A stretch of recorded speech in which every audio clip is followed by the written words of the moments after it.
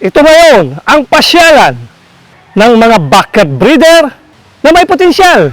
Manok is my passion!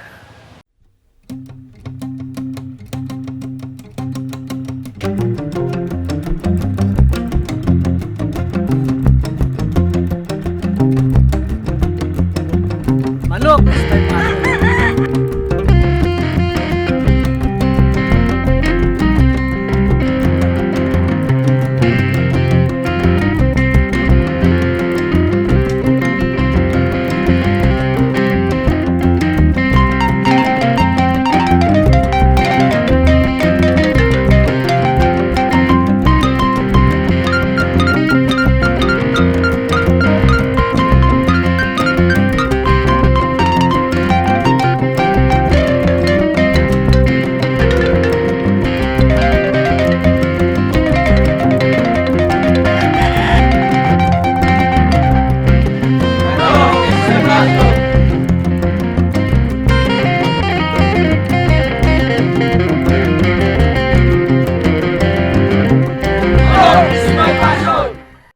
Isa pong mapagpalang araw mga kapasyon. Ang bida natin ngayon ay isang passionate breeder turns into politician, isang public servant, at gaya ng maraming sabungero, isa po siyang maginoo, matulungin, at mapagkakatiwalaan. Hindi din biro ang naging karanasan niya sa larangan ng industriya ng sabong. Maraming pagsubok din siyang pinagdaanan, at lahat ng ito'y kanyang nalampasan dahil sa bukal na loob na pakikisama at integridad na kanyang pinangahawakan. Hindi makakayanan ang kanyang angking galing, lalo na sa pagtulong sa kapwa. Halina't pakinggan natin ang kwento ng isang simpleng tao na ngayon nagsiservisyo na sa publiko. Mayor Jomaper Maper Alvarez ng Louisiana Game Farm, Louisiana, Laguna, sa ating Manok is my passion! Manok is my passion.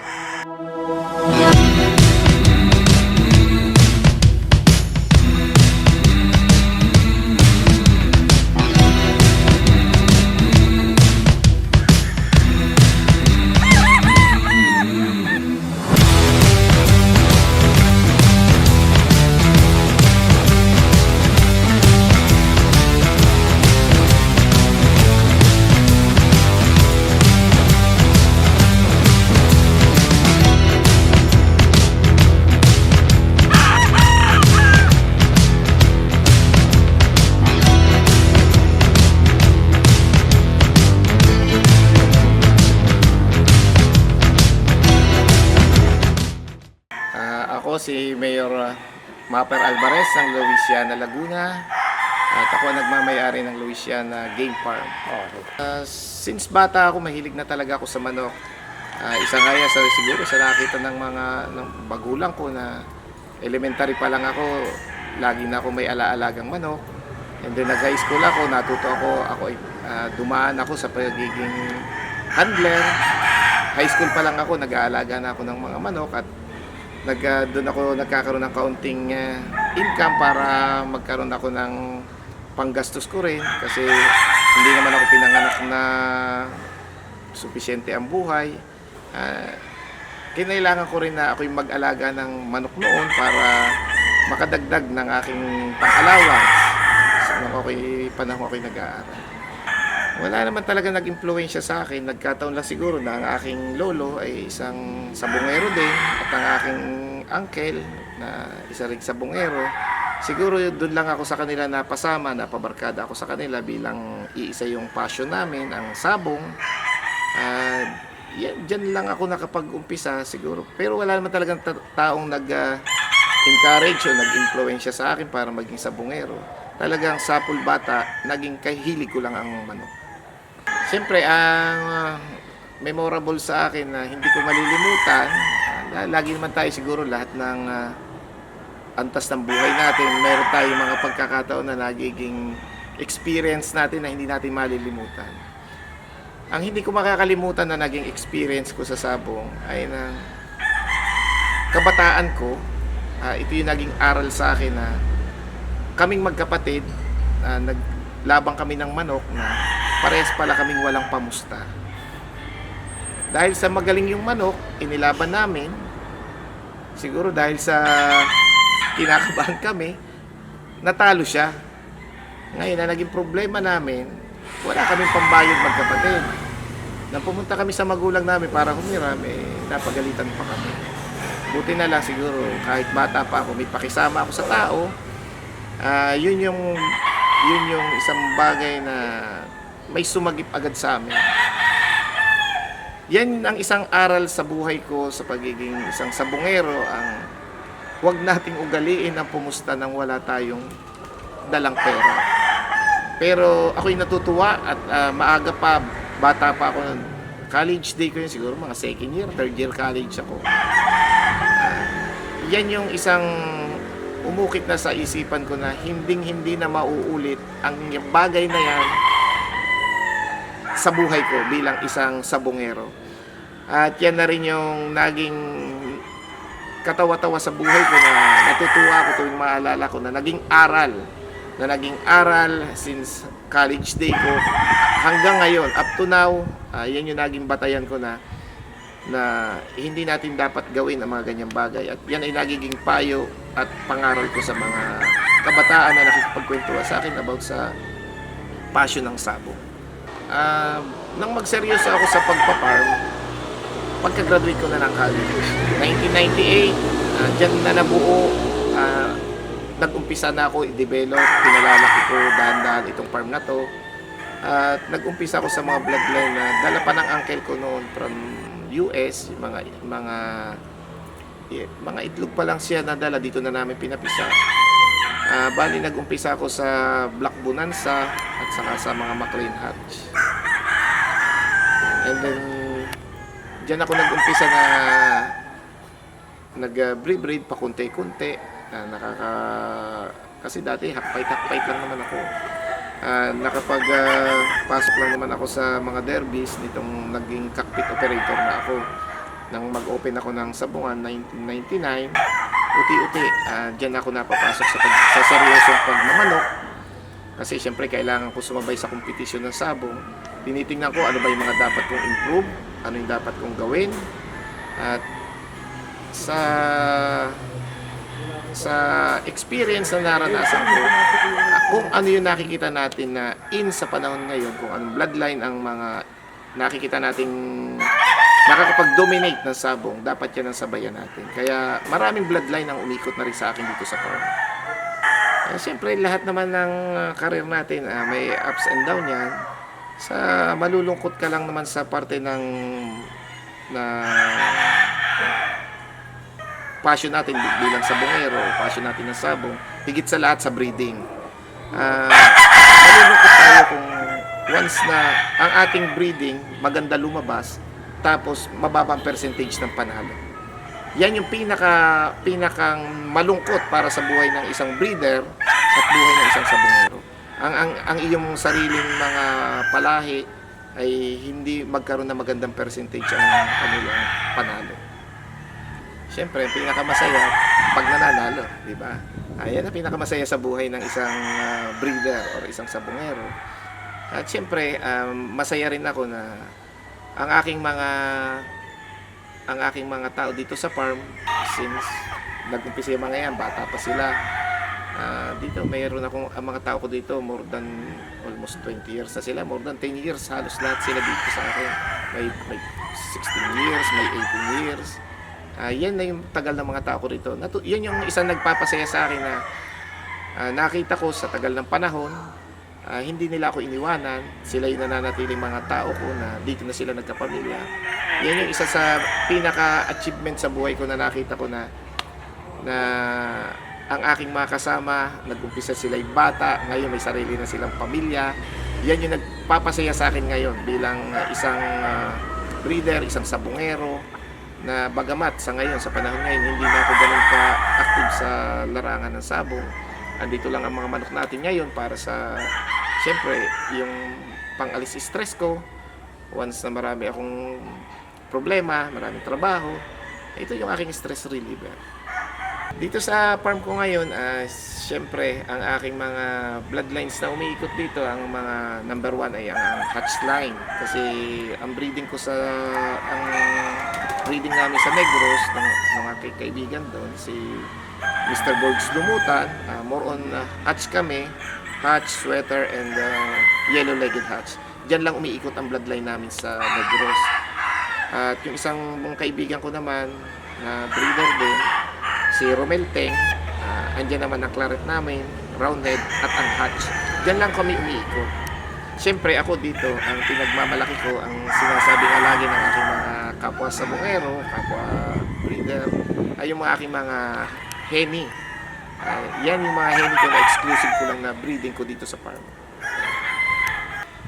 Ang nakikita ko lang namang advantage ng big time breeder, siyempre number one, siyempre, sufficiente ang kanilang financial. Number one ang financial. Pag marami kang pambili, ma-acquire mo lahat ng mga bloodline na gusto mo. Ibig sabihin, maraming choices sa mga big time breeders.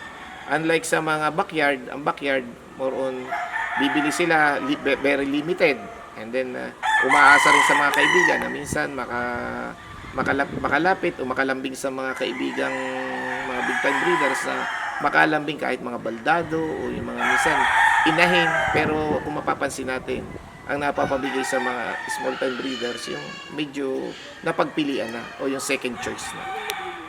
Kaya ang advantage ng mga big time breeders, number one, siyempre financial, breeding materials and facilities. Ayan, siyempre nung umpisa, nasa panahon ako ng pag-adjust, pero hindi naman ako nahirapan sa adjustment ko kasi yung aking pinasok, bago naman ako pumasok sa politics, pinag-isipan ko naman mabuti yan kung kaya ko bang ipagpalit yung passion ko para sa serbisyo publiko. Yan yung mga bagay na naging nagtalo sa isipan ko noon. Kung ako'y mananalo, iiwanan ko ang passion ng sabong. Pero dahil sa dumating nga yung time na pinagtiwalaan ako ng tao, nanaig yung aking obligasyon para sa taong bayan. Nakita naman siguro ng mga kababayan ko na isinantabi ko ang passion ko. Kung saan ako masaya ang mundo ko, itinabi ko lang muna, andyan lang. Ito siya, ito sa paligid natin. Naging stress reliever ko na lang to, pero inuna ko talaga ay kapakanan ng aking kababayan. Kaya siguro ramdam yun ng aking mga kababayan na nakita nila. Tumigil ako ng sabong para sa tao. At hindi ko naman tinatalikuran ang mundo ng sabong. Kung hindi, ito isinantabi ko lang muna. At alam ko, panahon pa rin na magdidikta kung kailan ako dapat bumalik sa mundo ng sabong. Kasi may timeline naman lahat eh. Ang serbisyo publiko ko bilang isang punong bayan, 3 years, pwedeng 6 years, at maximum 9 years. Kaya may tamang panahon. Panahon na magsasabi kung kailan ako babalik sa mundo o sa passion ng sabong. Okay, sa mga nagnanais o gustong mag-breeding, siyempre dapat tayo sa pagmamanok, ang isipin natin hindi lang basta tayo magmamanok o tayo ay magsasabong lang. Katulad ko, bata ako nang pumasok ako sa larangan ng sabong, kasi passion ko nga. Pero ako, inisip ko paano ko ito masustain. Para masustain ko ito, ginawa kong hanap buhay ang sabong. Pero siyempre, sa isang bayan, alam naman natin, higit sa lahat, sa mga maliliit na bayan, alam natin na sa nangyari sa buhay ko na isa lang naman ang sabungan para sa isang bayan. Maraming sabongero kada bayan. Ang may papayo ko lang sa ating mga breeder, sana sa mga bagong papasok, gawin ang isipin natin, paano natin ito masusustain, number one. Paano tayo makapag-provide ng number one, syempre, financial, para matustusan natin ang ating passion. Ito ginawa kong hanap buhay, kaya nasustain ko. Ngayon, ang maibibigay ko namang payo sa inyo, sa mga beginners, mag-concentrate kayo kung kayo'y breeder, gusto nyo maging breeder. Number one, mag-provide kayo ng magandang material, ng inyong mga breeding materials. Pangalawa, pilitin nyo na ito ay tututukan nyo at mapalaki yung mga healthy. At pangatlo, kung kayo makapag-produce ng magandang manok, dapat ito ay may pakita natin sa mga kapwa natin sa bungero na maayos ang inyong mga stocks, ang inyong mga produce. At isa sa isip ninyo lagi na paano pa yung susunod yung bukas para sa breeding. Kailangan mas pumukus kayo na maging hanap buhay nyo. Either kumuha kayo ng pinanser kung gusto nyo patunayan nakakayanan ng inyong breeding, or ibenta natin ito sa mga tamang tao na hindi naman babaratin ang inyong mga production. Kasi bilang isang breeder na experience ko, ang buyer dalawang klase. Isang marunong bumayad at isang barato. Siyempre, kailangan para masustain mo yung iyong breeding, ang hanapin natin yung tamang tao na makakapartner natin sa ating passion. Hanapin nyo ay tamang tao na makakapartner ninyo para at least masustain ninyo, hindi kayo mahirapan at hindi kayo mag-away ng inyong asawa sa inyong buhay pinansyal. Kailangan tayo mismo ang maghahanap kung paano natin ito sustain. Ayan yung aking mga maipapayo para sa mga beginners. Siyempre ako naman gusto kong pasalamatan higit sa lahat ang aking number one, ang aking mga kababayan sa ginawa nilang pagtitiwala sa akin. At siyempre, sabi ko nga kanina, hindi ko nakakalimutan ang mundo ng sabong. Itinabi ko lang muna ito, may tamang panahon para ako'y bumalik. Siyempre, gusto kong pasalamatan lahat ng mga sabongero na nagtiwala sa akin sa loob ng 3 dekada ng paghawak ko sa larangan ng passion ng sabong, ang pagiging cockpit operator ko noon. Ako'y nagpapasalamat sa lahat na nagtiwala sa akin na hanggang ngayon nararamdaman ko yung suporta. Katulad nyo, kayo na nandito ngayon, hindi nyo ako nakalimutan, bagamat wala ako sa mundo ng sabong, pero andito kayo, pintahan nyo ako dito sa farm. At least, sa tagal nating magkakaibigan, naalala nyo pa rin ako. Ako'y nagpapasalamat sa inyong puso na hindi nyo rin ako kinalimutan, bagamat ako'y nasa serbisyo publiko ngayon. Lahat ng taong nagmahal sa akin, taong hindi nakalimot sa akin, ako'y nagpapasalamat sa inyong lahat. Manok is my passion.